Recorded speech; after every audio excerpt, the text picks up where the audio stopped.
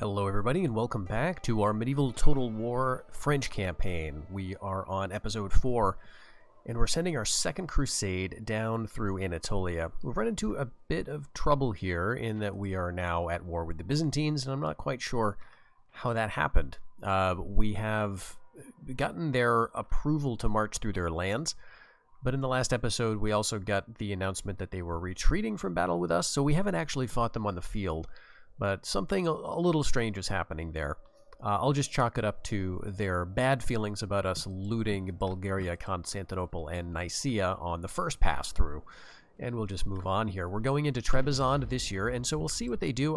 Unless they move in a bunch of troops, I don't imagine we will actually fight them here either. They'll probably just retreat to the castle, and then we'll be away from them for a few seasons. Once the crusade gets out of their territory, we don't share any borders with them, and we don't have any ships near their coasts, so it should be a very short war.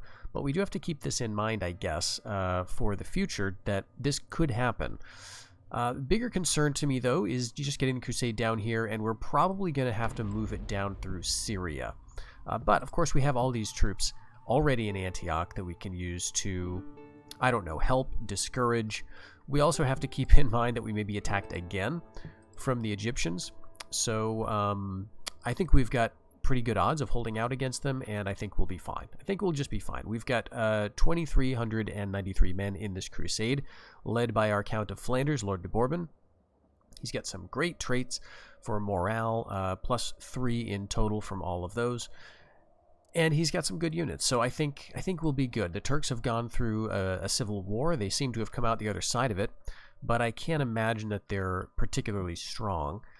And we'll just see how all this goes. So let's just end the year. I don't know who holds Georgia. Traditionally, that's in the hands of the Byzantines at the start of the early period, but they may have lost it already to the Turks.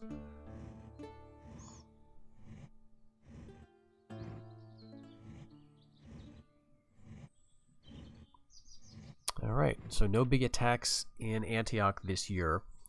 So yeah, we've had Bulgaria for a couple of years because the Byzantines just, I guess, abandoned it, and so we ended up with it, but that's fine. Alright, yes, so they're retreating in Trebizond, and we lost Constance to a nunnery. I guess it doesn't actually say they go to a nunnery, but that's what I always imagined happening. Okay, Lord d'Orléans, Honorable Warrior, good. Good, very good. Lord de Bourbon is a great builder because of what he's been doing in Flanders. Even though he's not there, he is still getting the benefit for those buildings. Let's just check this. We're getting a flashing icon here, which usually means we're going to be getting some different goals, and yes, indeed. We kind of run out of room on the French because we get so many glorious achievements in the early period. But we've still got our homelands, and you'll notice that these are now different. Ooh, this is interesting times now. We do need to get Tripoli and Palestine, and actually, when we looked at the beginning of the campaign at our achievements, Tripoli was not one of our homelands. Antioch was, Edessa was, and Palestine were. Tripoli was only important for the Crac de Chevalier, which we still need to get. We still need to make it in Tripoli. But much more interesting to me is Aquitaine is now on our homelands. So let's take a look at who holds that currently, and it is in the hands of the English, my ally. We are not at war with the Aragonese or allied with the Aragonese, but it might be time to think about switching that up. Although, yeah, if we're going to get Aquitaine, you know, the thing that would make the most sense would be for us to take Anjou. This is the one we really want, of course. This connects our cluster of 3 provinces in the northeast with Toulouse and with Brittany. Anjou is the key to all of them. That's not on our homelands list, though. Actually, it's got decent income, 570. It could be that Lord Holland is a really good governor, but that's interesting. They've built up the farm to 60%. That's part of it. They've built a trader. But at any rate, they haven't really done too much else, and I think it's because they're in a bit of trouble. They lost Aquitaine until just very recently against the Aragonese. So I want to see what's over here. You know, who owns Navarre? I think it's the Spanish by now, but we'll have to check that. So maybe I'll get an emissary over there. And I'll think about how we want to play this, because the next time the points are counted is 11:50, so we've got time. And, you know, I think I'm going to wait for Aquitaine. I'm going to consider that like my last homeland, unless a really obvious opportunity opens up. Aquitaine would be nice because at least it would connect Brittany with Toulouse. But I'd prefer not to go to war with the English so soon. So I would almost prefer that the Aragonese take it. But then again, the Aragonese look much stronger than the English. So we'll see. That's something we need to do in about 24 years. The other interesting thing is Notre Dame. So we've got the cathedral we need to build in Ile-de-France. That's what that is. I think I said Saint-Chapelle in the first episode here, and I think that is something like a reliquary that we need to build. But for now, we've got to build a cathedral in Ile-de-France. So it says here, the church's leaders have conceived of a great cathedral in Paris, constructed on the ruins of 2 previous basilicas. This will stand as a permanent statement of France's piety. Points are counted once between 1150 and 1250. The following must be built: a cathedral in Ile-de-France. We get all kinds of time to do that. That'll give us 4 points. And I mean, looking at where we are here, it's not too bad, but I like the fact that we don't start off way ahead in points either. You feel as though you need to make up a lot of lost ground playing as France, and part of that is your strategic position, which is so interesting in the early game. And then another part of it is you just don't have a bunch of your homelands. Most other factions start with all of their homelands, but we don't. So that's very fun. We are in, let's see, first, second, third, fourth, fifth, sixth. We're like tied for 7th in a 3-way tie or something along those lines. But that said, we're not too far behind. The Almohads typically are going to flag, begin to lose points. The Byzantines, you can tell they're already losing a bit. And some of these factions are going to get eliminated. So not too worried about it right now. We are also going to be just about finishing up a couple of important buildings. We did finish the keep in Flanders. And then 2 years, and the castle is going to be done in Ile-de-France. I think that will allow us to build the cathedral, actually, so we could go for that immediately if we wanted to. But there's not really a rush, in my opinion, because we've got 125 years. And the cathedral takes, I want to say, 16. So not too bad. We could go for more farming upgrades here. We could go for some agent stuff, which might be nice. But let's wait for that. And the other thing I want to give some thought to here is trade, getting some naval power, because if we are going to be waiting to sort of expand, then we need a way. It would be really useful to have some way to connect all of our provinces. We could do this pretty easily in the case of Brittany and Flanders. Just get a single ship here in the English Channel and we can move troops to Brittany. I think the port in Brittany is built on the Bay of Biscay. So that means we would need a ship here and here in order to get troops from Brittany to Flanders. But that's fine. We would want to do that anyway because Brittany also has a trade good, linen. So, you know, that would be very reasonable for us to do. Start getting into some kind of North Sea trade now that there's 3 ports up here. And then, you know, maybe think too about circling the Iberian Peninsula to get a little bit of visibility and also some trade money.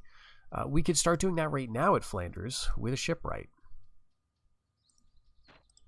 We're only making 500, so it's not like we need to do that. But, you know, it might not be a bad thing. Oh, and last, I want to point out one very unfortunate issue with Ile-de-France. So historically, this region was famous for its chivalric foot knights. Units of this type trained here gain a +1 valor bonus. We will never see this valor bonus, sadly. Chivalric foot knights are a unit in the game, but they are only available when you dismount them in a battle, like we did in our first assault in Antioch. We had some chivalric foot knights who were, I believe that's what they were.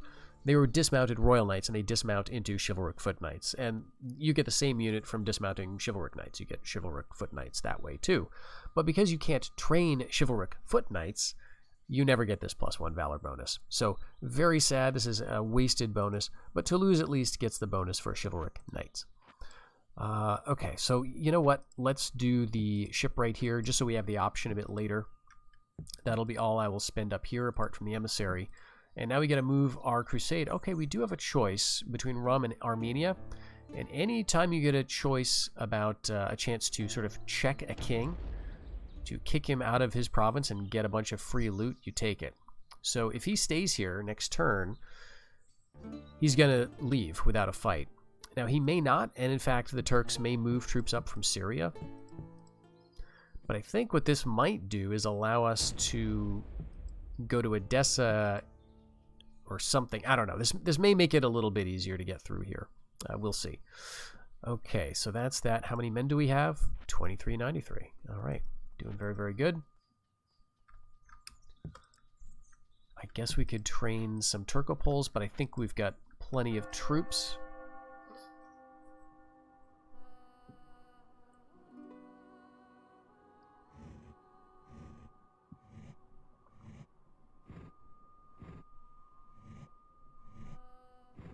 Oh, we get the big attack in Antioch. This is going to be a three-way fight.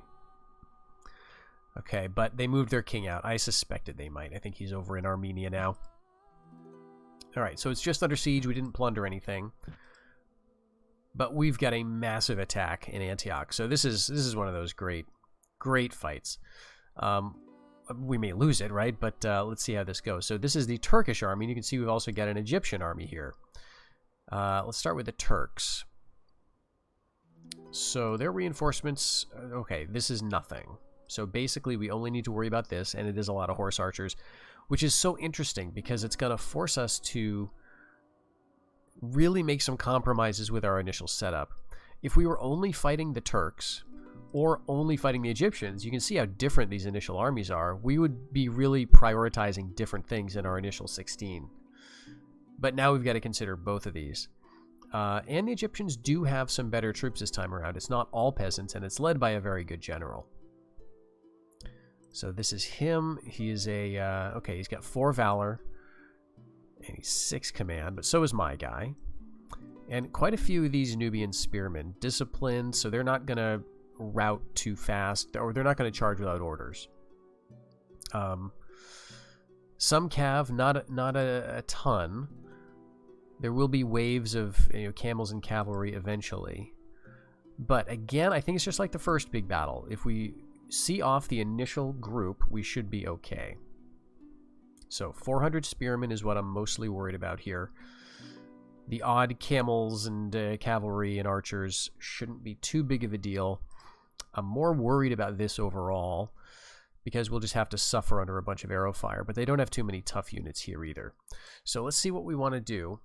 Now, the other thing that's tricky about this is because there's 2 armies, I'm not quite sure where they're both going to deploy. So initially on the defensive, you can sort of see by the curve of the deployment zone that they're going to be right there. But there's 2 armies this time, so I'm not sure.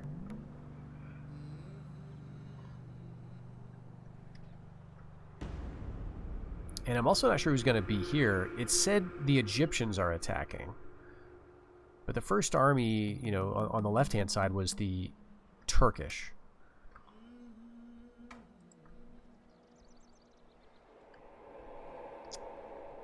All right, so here's what I'm going to do. I'm going to swap out... Oh, actually, no, I shouldn't. I think we got to have them out here. I was considering, swapping them out. Yeah, these guys will have a really tough time because of the hill. That's all right. And the reason I'm not swapping them out is because I think if you do that with a unit, like a siege unit, then you'll kind of block yourself for getting other reinforcements because the siege weapons will never show up as reinforcements. They're immobile. So it's a bit of a problem with how the game is designed in that sense. All right, let's get our general there. We've still got 2 full units of Teutonic sergeants here. Oh, this is going to be kind of rough, but let's see how it goes. All right, they're all right there. Wow.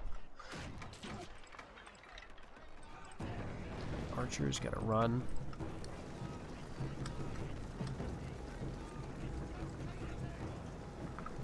So we get these guys like that.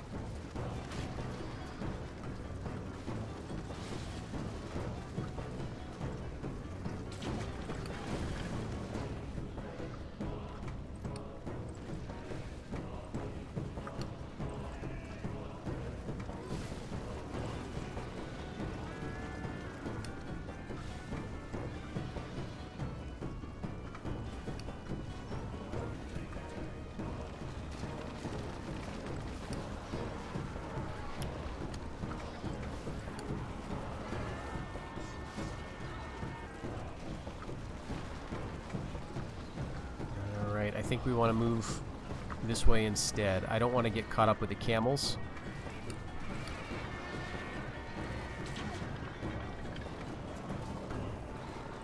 Move the spearmen down. This is going to be rough. Yep. Oh, we may lose it. Let's go there.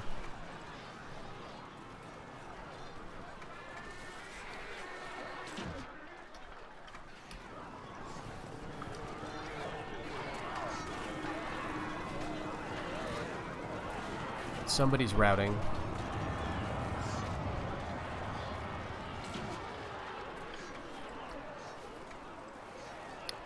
Look at all these units.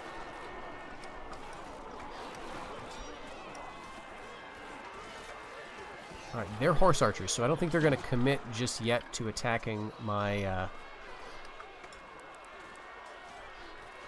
my infantry. Everybody withdraw. This is not good.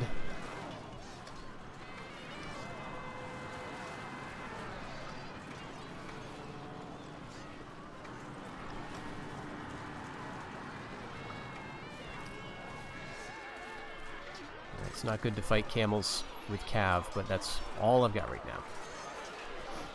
It's a Gulan bodyguard unit. It'd be great if I could kill him. Let's send it in there.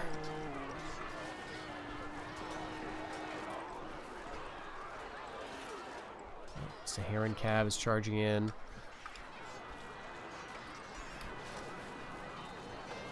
Alright, send in the Turkomans as a melee unit. Alright, we killed the Turks general. I need you guys to turn and fight now over here. Very quickly run. Saharan cav is kind of weak. Egyptian general killed. I don't even know where. Holy crap, okay. Yes. Yes, just follow up all of this. Okay, archers, maybe hold off.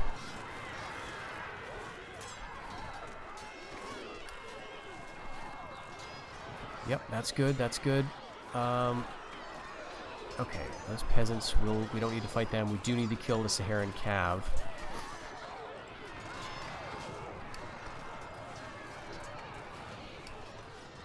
Chasing Nubians, that's fine. We can eventually chase those other spearmen or peasants.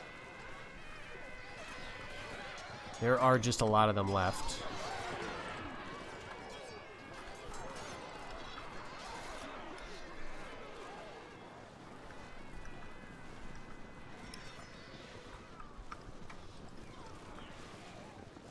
Right, Turkoman foot, turn and shoot at Turkoman horse. Can you guys actually fight the peasants?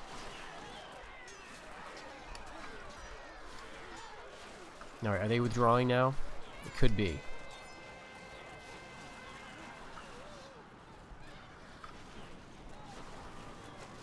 It looks like they're moving, doesn't it? Looks like they're getting out of here.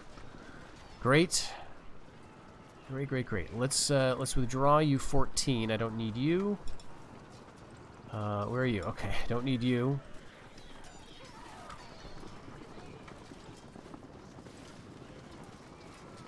Yeah, I think we just keep on everybody as much as we can. We'll get some reinforcements. It's not going to be great. Alright, 10 Hoberlars. I'll keep them at this point.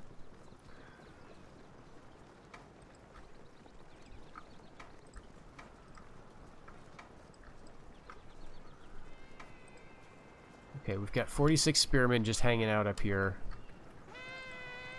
Let's see if we can catch some of these guys.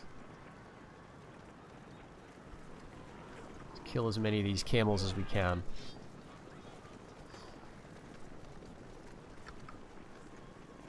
Alright, good. They're withdrawing. Alright, and Nubian spearmen are counterattacking my order foot soldiers. Okay, not for long, though.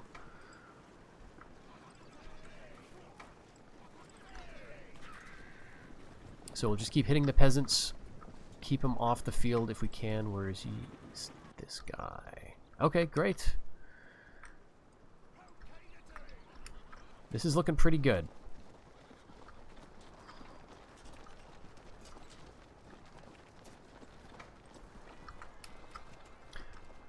Alright, we're not going to catch those camels, so we may as well bring the spearmen back.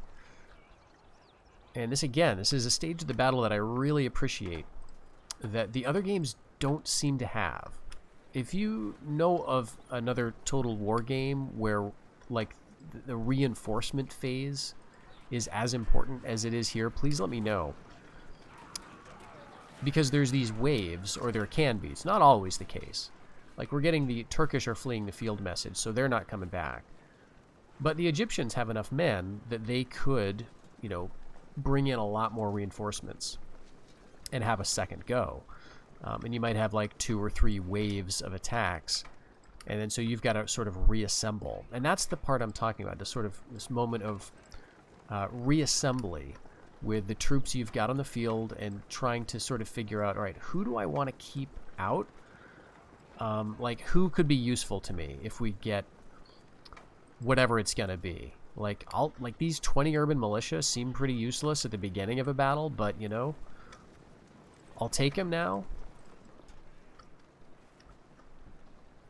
And yeah, it looks like, okay, they've got Bedouin camel warriors, but I think they're marching off. They get out onto the field and they turn. Yep. So they're just leaving. So we should be safe just to triple speed this. Yep.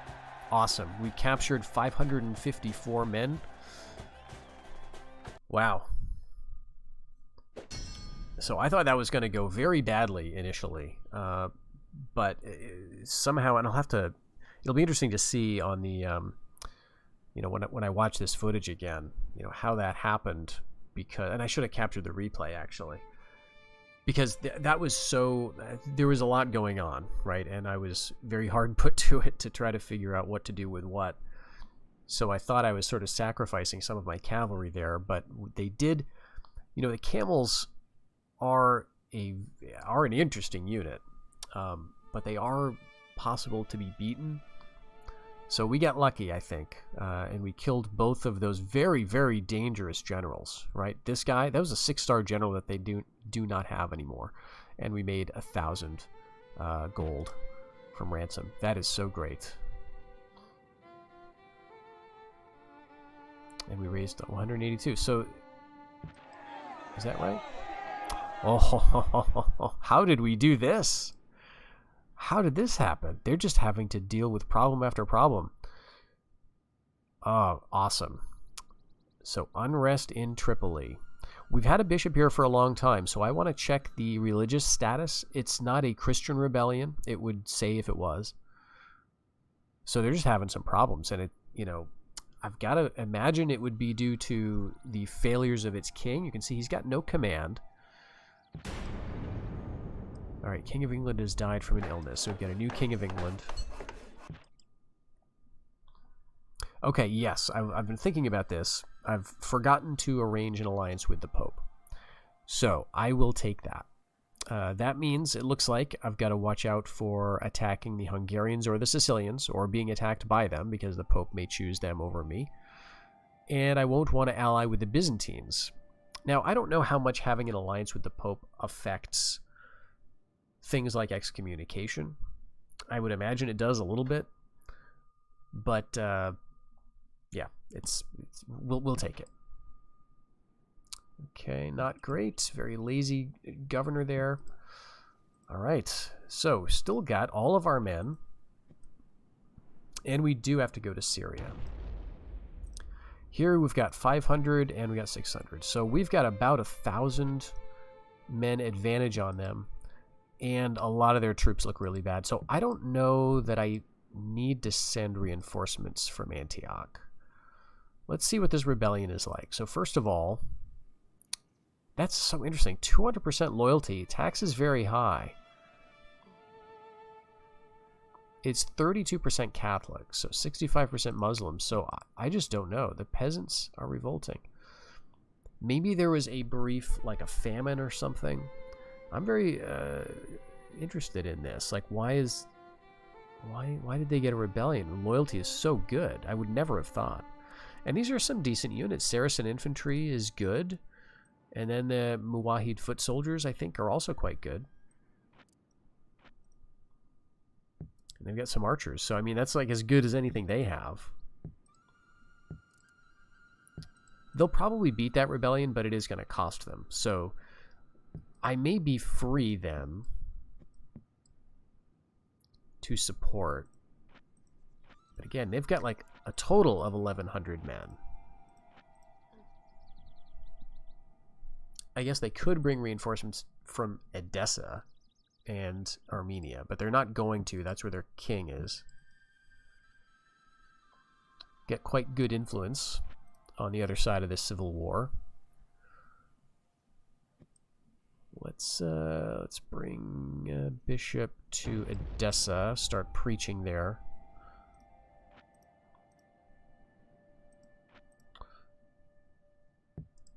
Yeah, I really don't want to weaken Antioch. So I think our odds of being attacked here are very low, but I'm going to risk the invasion here. And if this doesn't succeed, we'll be back to Rum, I think. So, you know, it is what it is. It's very risky, but then again, we do have a decent amount of time to get another crusade over here if this one doesn't work. And we don't actually need to capture Tripoli by a crusade. The Crac de Chevier just means we need a citadel there. Okay. So 800 this turn.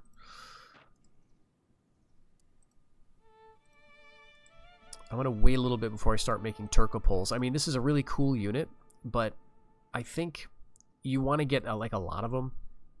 You want to use them well, and I just think training one or two here, I'm going to be disappointed in their performance because they're not as good as the Turks' horse archers, I think. Poor morale. Like, let's see what these guys are.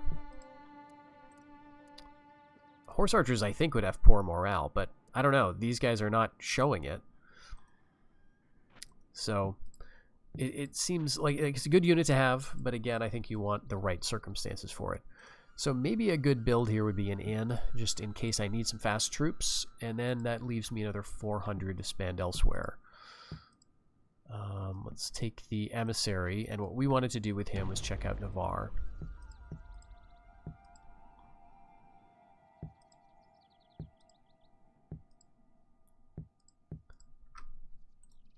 Alright, maybe we want to build in Toulouse a little bit. Church, just for the morale bonus. Okay.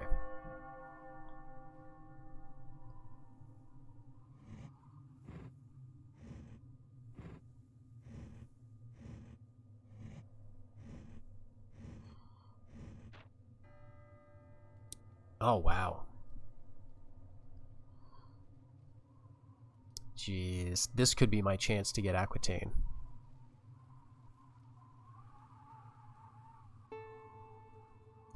Because now it's held by the Aragonese. I could bring forces down from Brittany. This would be the risk.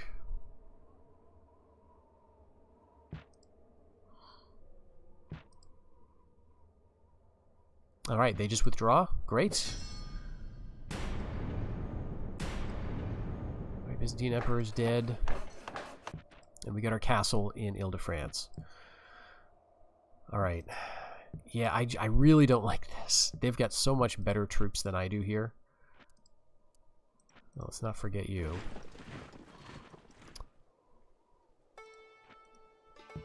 And I don't think we have anyone really good.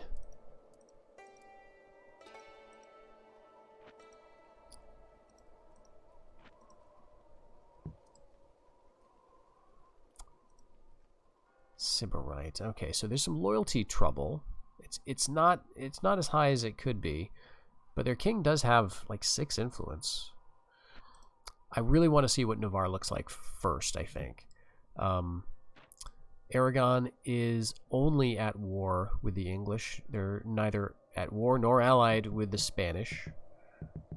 But the Spanish are at war with the Aragonese, and I don't know what the peninsula looks like. And the English king is down here. I mean, this would be like an awesome ransom opportunity if we hit him. But I don't want to. I think we have, let's see, 1, 2, 3, 4, 5, 6. We technically own 7 provinces right now. And the English have at least 3, 5, 6, maybe 7.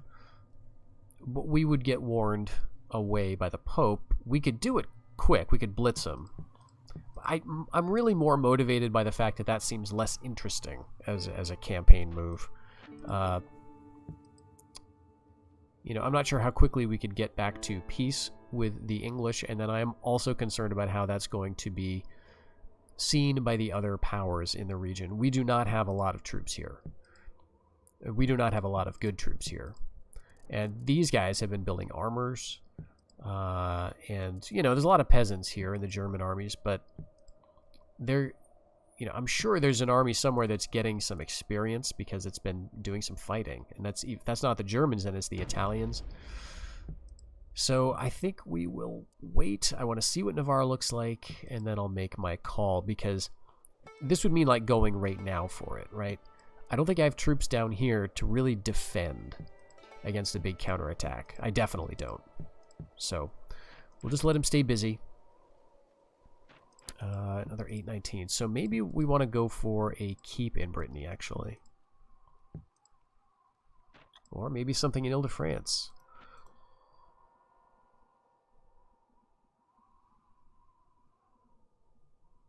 Let's go with a good old safe ring wall. Okay, so we're actually going to need a citadel, at least, to build the cathedral. That's okay. We still got all kinds of time to do that. So let's do those, and yeah, let's do light cav in Brittany. And now we make our move from Syria into Tripoli.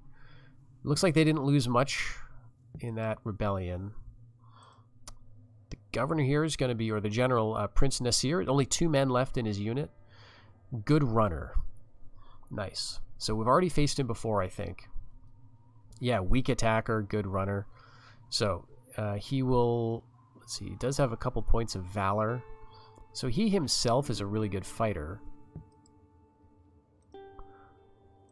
But everyone under him is going to be suffering -3 morale. And a lot of these units are just so bad, like peasants.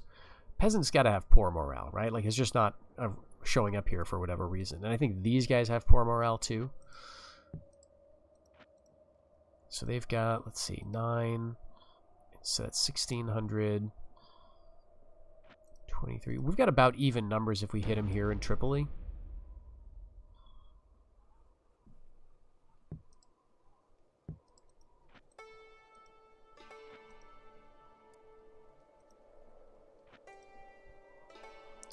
Do we want to send anything?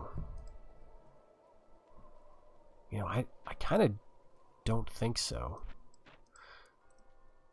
Let's build one of these, though. Some Hobilars in Antioch. Because I would like some light cav. That's more melee-oriented. I mean, we've got What is this? This is, yeah, that's right. Lord de Bourbon, Count of Flanders. So he's got some good morale. And we've got a very attacking sort of focused army with a decent amount of cavalry. Lots of archers. Okay. And so just to see.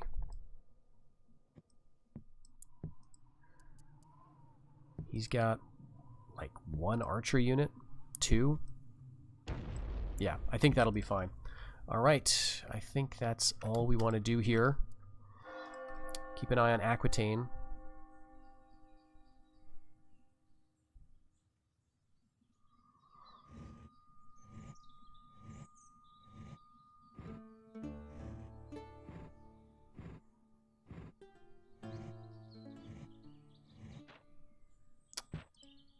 And they just retreat. Wow.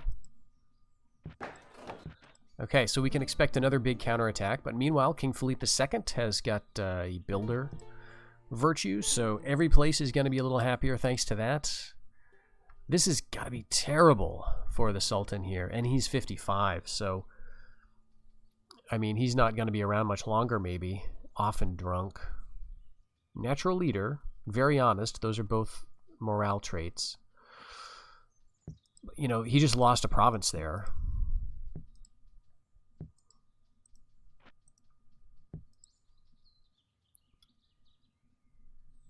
Let's see. I think what I got to start doing is bring my emissary with me, although that does cost a decent amount. That's not worth it. It's only low tier stuff. But it is useful to have an emissary nearby when you're attacking, because sometimes it's much better to bribe the garrison than it is to have to wait around or assault, depending on the level of the castle. All right. Well, I guess we're going to try an assault here and see if they allow us to get to that point. We can get some mercenaries. I'll bring in these guys and see. Ooh, there are Vikings. We don't have a lot of money, but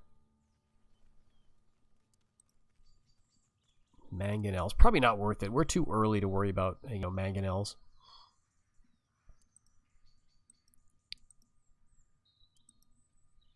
Yeah, let's get some guys that we can just disband next turn. So that should be good. If this army attacks, so the only army that should attack Tripoli is this one. There are a couple of princes and the Sultan, but it wouldn't surprise me at all if he just didn't attack. All right, that's going to hurt us in terms of the economy, but again, we're going to change it. But what to build in Antioch? I think we kind of want to save money for Tripoli and for the homeland here.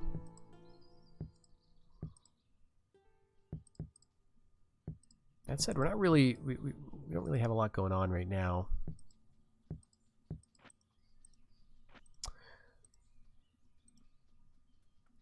Okay, Sir William of Ypres.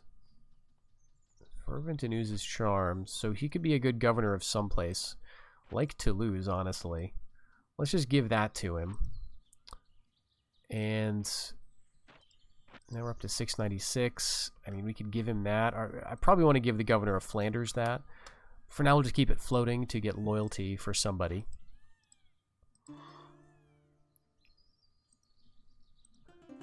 Let's get a horse farmer just so we can get any kind of cavalry. I'm avoiding the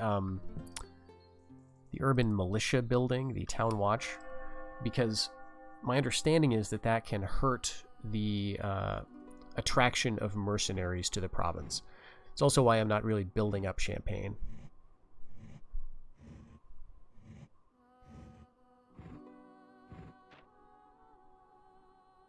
All right, Germans keep getting this back and losing it again to the Italians.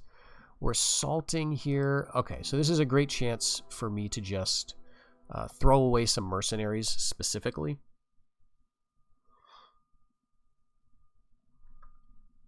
So we'll make sure that yeah, let's go for it. We got the Russ. I wish it showed you that these guys are mercenaries, but we know already that it's going to be the Russ spearmen. It's going to be the Italian infantry, and I think that's it. That's right, Knights Templar dismounted to the chivalric foot knights, but we'll keep them back from the fight because I would like to have some Templars around. The general is can be way back here. We found out earlier on how ridiculous the range is on these, but that should be plenty. This rest of this is just spearmen. We can run them up if we want to. Let's go for it right here.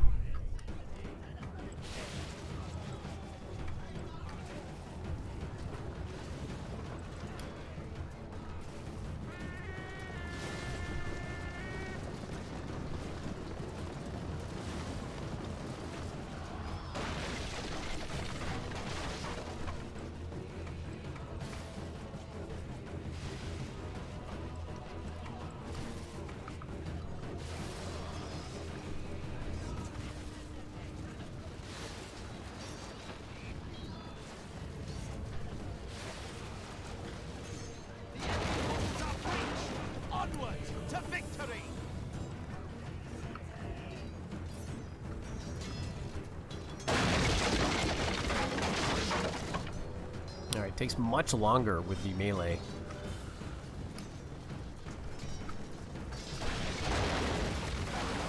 Alright, there they go, but I'd like to get the Bedouin camels if we can. They might not allow us to get that fight.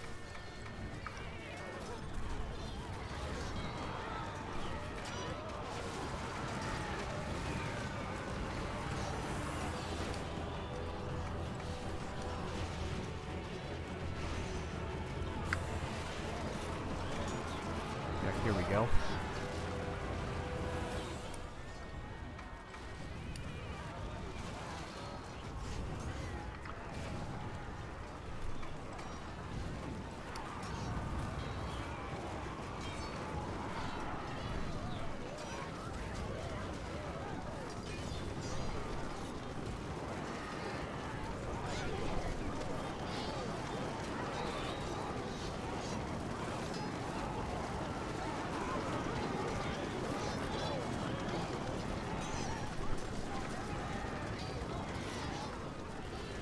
Alright, this is going to be totally fine. We've got plenty of men to take on those two half-strength units of Nubian spears.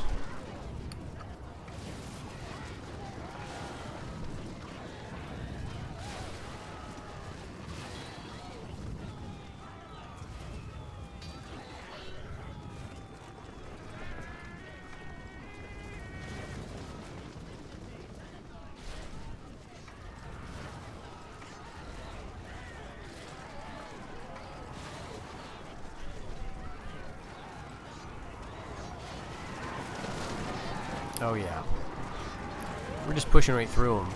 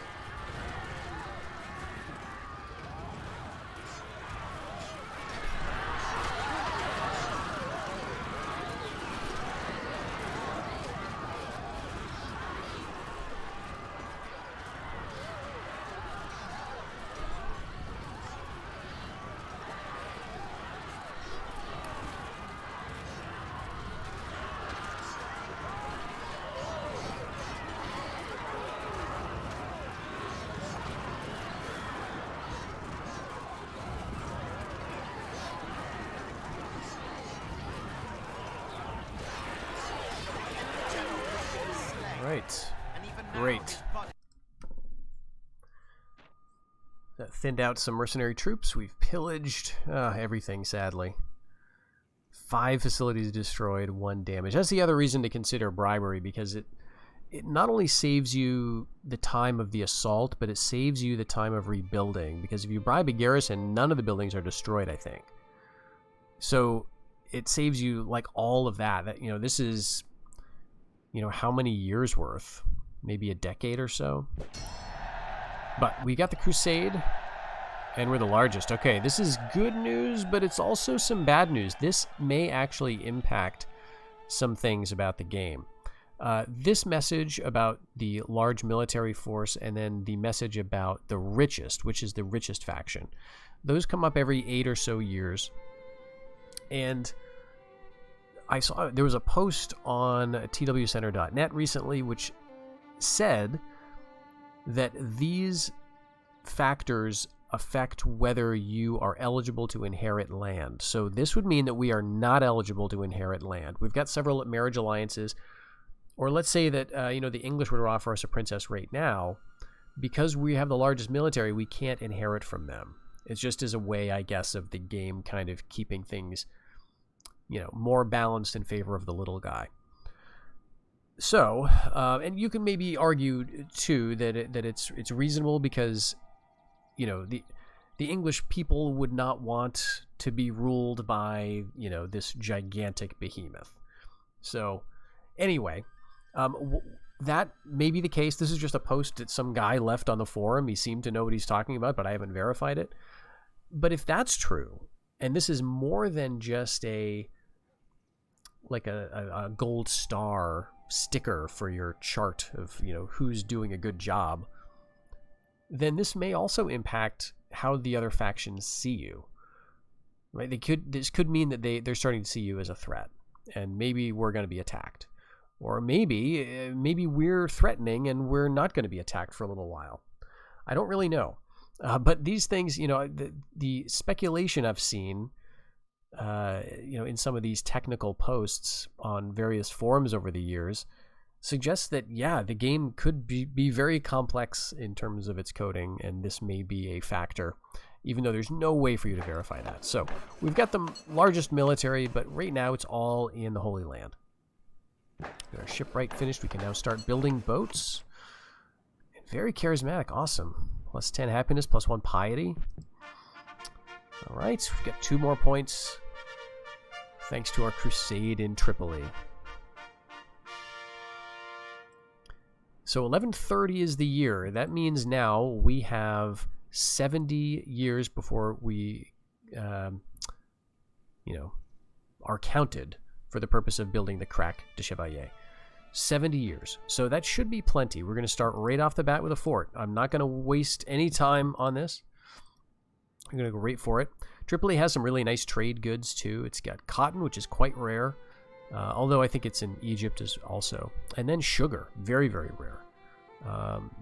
Antioch has spices, silk, which is actually pretty common across the map. And then gems. I don't think any place else has gems except, yes, Edessa, but it's landlocked, right? So these trade goods, yeah, in Syria. Trade goods for these provinces are nice, but they're not, they're not as ridiculous as you could be once you connect this to a trade network. So that may actually be another thing to start thinking about is, building for some of that trade. Let's see where our economy stands. We are losing 137. That makes sense because now all of these crusade units are no longer just serving for the fun of it. They are expecting money. So let's take a look at who's disloyal. Okay, these are the units that I was going to immediately disband. We didn't actually use them on the assaults. We didn't need them because we weren't having to fight for Tripoli. And so maybe now in the defensive, we don't need them either. Okay, let's get rid of some things. Interestingly, we do keep these Vikings because they were sort of part of a crusade. So that's cool, I guess. There's only 10 of them. But we'll keep them for now. 72 for these feudal sergeants. Get rid of that. I think we may end up getting rid of the mounted sergeants. We can train our own hobilars. The Vikings are just really cool. They're an unarmored unit that is good in the desert. Actually, these guys cost 0. Alright, I'll keep them. Get rid of you. And yeah, we've got a good amount of spears, of various kinds. Lots of archers. Okay, we may not need the Turkoman foot soldiers, but let's I guess keep them. Yeah, now we're making 173.